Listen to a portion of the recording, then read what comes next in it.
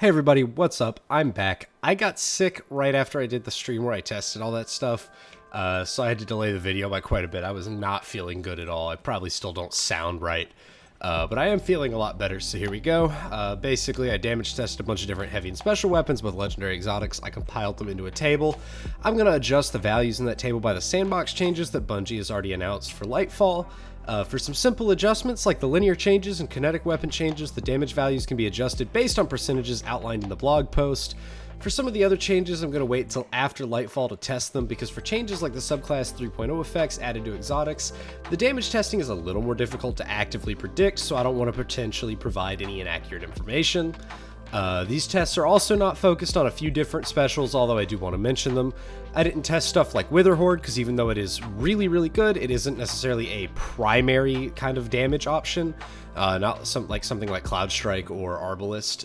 You're just going to be sticking Wither Horde to a target and switching to a heavy weapon, getting some free bonus damage from the grenade launcher, just like that.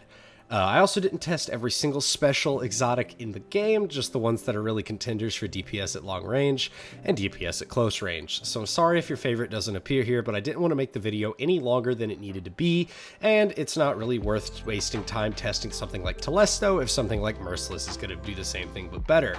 This also applied to kind of ease of use cases, like sure, Duality is a pretty big damage buff on its perk, but you aren't realistically going to be able to make use of that versus a lot of the bosses in the game.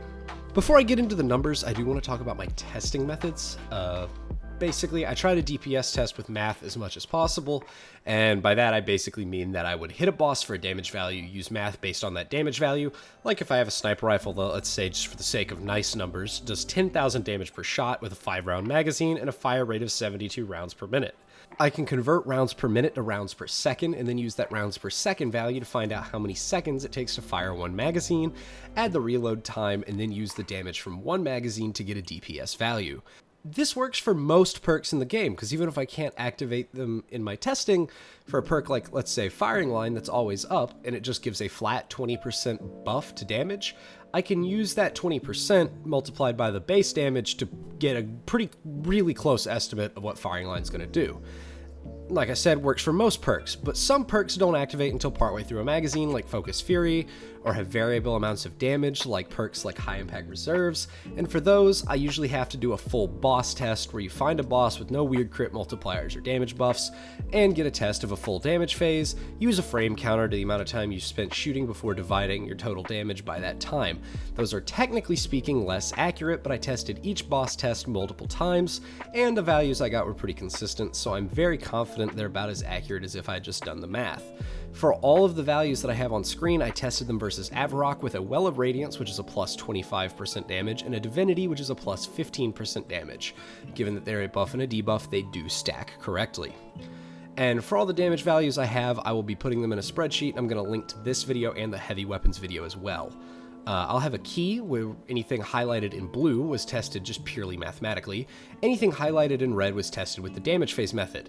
Any stat column that I put in green, which will be sprinkled here and there, are things that I couldn't necessarily test. For example, for the shotguns that I tested, I did not include their reload speeds because they reload so slowly that in a DPS phase, you're not going to reload the entire gun while you're trying to shoot the boss. That's just one example, but there are a couple others that are like that if you do end up looking at the spreadsheet. But that's enough rambling, let's go ahead and look at some numbers. The first special weapons that we DPS tested were some legendary sniper rifles. I do know that snipers are not necessarily in the greatest spot right now, they don't have the best place in the meta, but they aren't currently going to be receiving a buff in Lightfall either. However, they have long been one of the most popular weapon types for raid releases. They're simple, they're easy, and they're usually okay at worst, they're usually alright. I started with Thoughtless, which is a stasis sniper that I had Enhanced Overflow and Firing Line on. Enhanced Firing Line does not change the damage values. It did 634,767 total damage and had DPS values of 45,341 before reloading, and that dropped down to 36,182 damage per second after a reload. Next, I tested Fugue 55 with Vorpal Weapon and 4th times the Charm. It was able to do 911,658 damage total with 41,458 DPS before reloading, but its DPS did drop down to 30,449 after factoring in the reload speed. Mine does have extended mag, and I did not use any loader mods just to keep things consistent, so that can be improved by quite a bit with loader mods or Lunafaction boots on your well. That damage would also be about 5% higher across the board if your Fugue has Firing Line instead of Vorpal, however the one I tested had Vorpal Weapon. The next sniper that I tested was Succession from Deepstone Crypt, and I had Reconstruction and Vorpal Weapon. It did 690,048 total damage, and the damage per second was 46,303 before reloading because the first magazine is so large due to Reconstruction. However, if you factor in the reload, the DPS does drop down to 33,925, and it stays more heavily front-loaded because of the 8 rounds in the first mag as opposed to 4 in all the ones after. The two rapid-fire frame snipers that we tested with were Praetus Revenge from Vault of Glass and the Icolos sniper currently craftable this season. Rapid-fire frames typically have very high DPS but very low total damage output. Both of them had to be tested by boss damage phase method instead of pure math just because of the perks that are available on them. For example, Praetus with rewind rounds and high impact reserves doesn't always do full damage with high impact reserves because high impact reserves varies based on how many shots you do have left across a couple different amounts, and it peaks when the magazine is almost empty, but it does kick in at half capacity. So with a full test method, I was able to have Praetus with rewind and high impact do 544,660 total damage, which is lower than all the other snipers, but its DPS was pretty high at 44,608. The Icolos sniper had a higher total damage because I have one with 4th times the Charm, and that, by extension, increases its total ammo reserves upon hitting headshots. And because of this, again, Icolos had around 758,936 total damage, and a DPS that was still pretty high for a sniper at 41,179. If you're going to use a rapid-fire legendary, I'm going to recommend Icolos over Praetus. If I can only recommend 3 legendary snipers to you going into Lightfall, they're going to be Succession for kinetic, and then either Icolos or Fugue for energy. After the legendary long-range tests, however, we did test some exotic long-range options. First up was Cloud Strike, which now has triple tap because of its catalyst. With that triple tap, you can get 12 activations of your Lightning Storm with 1 full ammo reserve. Each storm did 29,831 damage total. As a result, when you factor that in with bullet damage, Cloud Strike's total damage output was 1,011,444 damage, and its DPS before reloading is 63,173 damage per second, and with reloads factored in, you'll get 46,012 damage per second. Honestly, so far, Cloud Strike is stronger than pretty much any other legendary sniper on its own, so it does have some potential. Cloud Strike also has some added utility to think about, because when you compare with other sniper rifles, you can clear some trash enemies with it by only needing 1 headshot kill, which is going to be pretty efficient on the special ammo side of things, because that'll cause a lightning strike and clear out a decent number of enemies. After that, we tested the 2 exotic special ammo linear fusion rifles. The first we tested was Arbalest, because it is currently one of, if not the best special weapons in the game for boss DPS, since linear fusions as a whole have some of the best total damage for their reserves. Currently, it deals 52,771 damage per shot with a charge time of 0.533 seconds. Its total damage across its reserves is currently 1,055,420 with a DPS of 64,882. However, 2 changes to Arbalest are going to be coming in Lightfall. The first is a 15% damage nerf for all linears. Remember, heavy exotic linears are not getting nerfed, but special exotic linears are. However, because it's a kinetic weapon, it will also be receiving a slight buff. Its damage multiplier will be changing from 1.05, which kinetics currently have versus unshielded enemies, to 1.15. After that's factored in, the damage will have dropped down to 986,817 total, and the DPS will have fallen to 60,664.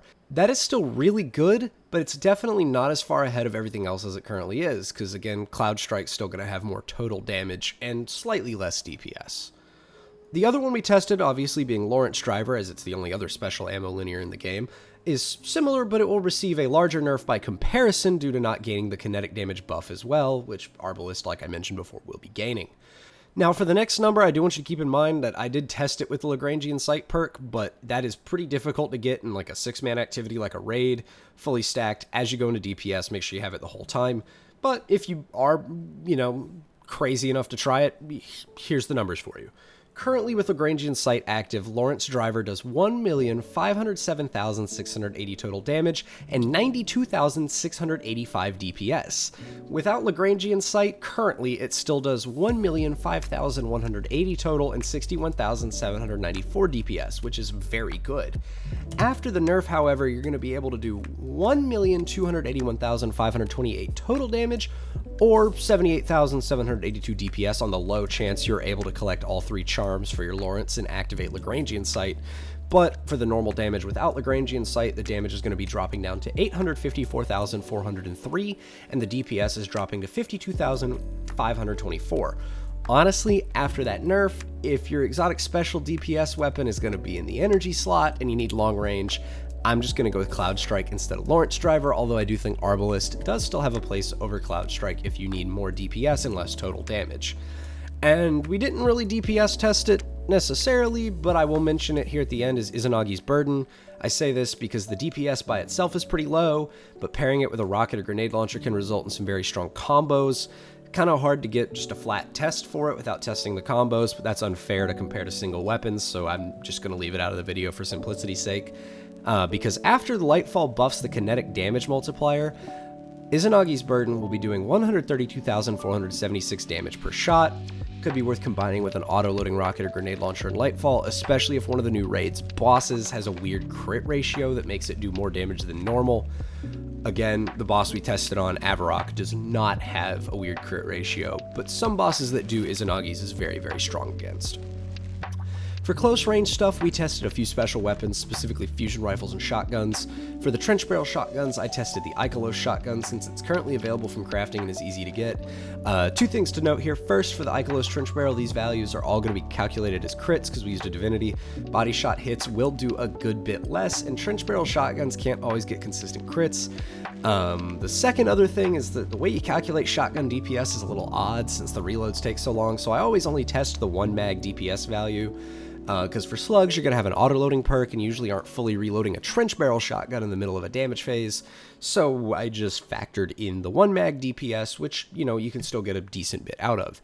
I also factored in both the damage of the melee as well as the time it took to punch for trench barrel activation for Ikelos. Ikelos shotgun has a 1 mag DPS of 59,657, and the 1 reserve total was 1,066,067 damage. You will need to be able to actually melee your target to achieve that, though, every 3 shots, so it won't always be practical, and do keep in mind all that damage is crits, which for a pellet shotgun is not always practical either. For slug shotguns, I tested first in, last out, and heritage. Just something to note, even though first in, last out is not obtainable, Ganora's Axe from Iron Banner can get the same exact roll as first in, last out, and it does the same amount of damage, being also an arc slug shotgun of the same archetype. First in, last out, and Ganora's Axe therefore do 749,792 damage total, and 54,385 DPS without reloading. Auto-loading holster will all then let you swap to another weapon without needing to manually reload, and then you can swap back your slug shotgun. Some people do still like running double slugs for some bosses like the Templar and sometimes Taniks, so that's something to think about. Heritage does a bit more, and you'll also get the bonus damage coming to kinetics and Lightfall. Using Reconstruction and Recombination, Heritage is able to do 85,573 with full stacks on its first shot, but after Lightfall that's going to jump to 94,130. Your normal shots are going to do 42,787 damage each, but that's going to be increasing to 47,065 in Lightfall. Total damage is currently 770,165, but in Lightfall, again, that will increase to 847,181. Damage per second is currently 53,794, but that will jump to 59,173 damage per second when the update releases. And then the last close-range legendary specials we tested were fusion rifles. I only tested rapid-fire frame legendary fusions because as far as legendary fusion rifles are concerned, rapid fires are by far the best. Adaptives and high impacts just can't really compete. Fusions also don't have any changes lined up for Lightfall, with one little exception here. The 2 that I tested were Riptide and Cartesian Coordinate, both had Vorpal Weapon. The thing is, Riptide is stasis, and stasis weapons are losing the 5% damage bonus that kinetic weapons currently have to separate them from kinetic weapons in that first slot. Again, like I said, both of these were tested with Vorpal, but for your other perk, there's some options. Riptide can get stuff like Autoloading Holster, Ensemble, and Field Prep that'll all increase the DPS, or in the case of Autoloading Holster, allow you to swap between it and your heavy weapon. Cartesian Coordinate has options like Slideways available that could increase your DPS depending on how the encounter you're using it is designed. However, I did not test using these perks in a damage phase just for simplicity's sake, again, just to make sure that everything was consistent, it was just damage numbers. Riptide currently does 50,724 damage per shot and a total damage of 862,308 per reserve. DPS including your reloads is going to be at 68,778. However, in Lightfall, it's going to lose that 5% damage bonus of being kinetic, which, again, like I mentioned, stasis weapons are currently receiving, but they will not be later. That will drop it to 48,187 damage per shot, 819,192 damage total, and 65,339 DPS. Cartesian Coordinate is also very close, but it is not having its damage reduced at all in Lightfall. It will be doing the same exact that it does now, which is per shot you get 48,312 damage, 869,616 total damage, and a DPS of 62,338 when factoring in the reload speed. And lastly, I tested out a couple of short-range exotics. Specifically, the only two I tested for this video were Merciless and Fourth Horseman. A couple things that I need to mention before I do the numbers is that both of these had to be tested via full mag dumps into the boss, not by one-shot totals. Because Merciless's charge time varies so much that it made testing with it easier to do without just getting the one-shot and doing the math, because again, like I said, the charge time varies so much. And so we'll start with Merciless, which again I tested by boss test method. You get 806,638 damage total and a DPS of 51,378. Honestly, that's not bad, but with how similar it is damage total and DPS wise to the legendary ones, I might go for those instead. Although I will say Merciless gets through its reserves a bit faster than the other fusions I tested do, so if you have less time to do DPS, Merciless is definitely better, but if you have more time and you can use a bit more ammo, I would say go with the rapid fire legendaries.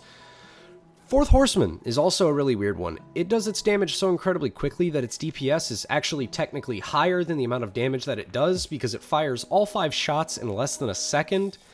And those 5 shots are going to do 187,654 damage, and that's, again, technically 225,185 damage per second, but it's in less than a second, so it does more damage total. It's kind of a weird thing with how the units work. Don't worry about it. Just know that you're getting 187,654 damage when you hold down the trigger with Fourth Horseman, and you could probably get a second burst off pretty quick if you had a Hunter with Marksman dodge to, you know, reload and drop another burst into a boss. Total damage on Fourth Horseman is a little weird to calculate, but on average it's not too bad. It's just a tiny bit less than Merciless. I didn't get an exact number, but that was kind of the ballpark. You're not going to really be dumping the whole reserve of Fourth Horseman into a boss anyway, so don't worry about it. You know, honestly, if you're going to use Fourth Horseman, just probably drop all the damage into another burst weapon and hope that you kill whatever you're up against. It's kind of a weird one. I just wanted to get numbers for. However, guys, that is all I've got for this video. Just so you know, in the next video, I'm going to go over some of the heavy weapons we tested, both legendaries and exotics. There's a couple things I need to retest because looking back on it, I don't think my methods that I had used were necessarily quite the best, so I'm going to retest a couple of those and try to get that video out for you as soon as possible. But for now, thank you so much for watching, and if you like what I do, leave a like and subscribe for more, and I will see you guys next time. Later, everybody.